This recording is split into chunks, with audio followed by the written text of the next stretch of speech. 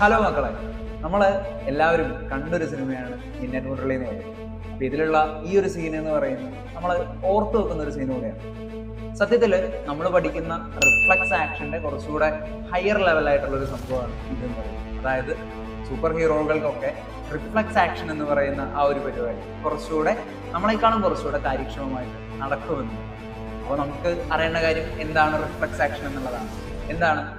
നമ്മുടെ ഇച്ഛാനുസരണമല്ലാതെ ആകസ്മികമായിട്ട് നമ്മുടെ ശരീരത്തിൽ നടക്കുന്ന പ്രതികരണങ്ങളെയാണ്, ആ പ്രവർത്തനങ്ങളെയാണ് നമ്മൾ റിഫ്ലക്സ് ആക്ഷൻ അല്ലെങ്കിൽ റിഫ്ലക്സ് പ്രവർത്തനങ്ങൾ എന്ന് പറയാറുള്ളത്, അല്ലെ? നമുക്ക് നിത്യജീവിതത്തിൽ ഒരുപാട് ഉദാഹരണങ്ങൾ ഈ ഒരു സംഭവത്തിന് പറയാൻ പറ്റും. ഇപ്പോൾ കൈ ഒരു തീയിലോ അങ്ങനെ എന്തെങ്കിലും വെക്കുന്ന സമയത്ത് വളരെ പെട്ടെന്ന് നമ്മൾ പിൻവലിക്കുന്നത്, നമ്മുടെ കണ്ണിലേക്ക് ഒരു പ്രകാശം വരുന്ന സമയത്ത് നമ്മൾ പെട്ടെന്ന് കണ്ണ് ചിമ്മുന്നതൊക്കെ ഈ ഒരു സംഭവത്തിന്റെ ഭാഗമായി വരുന്നത്.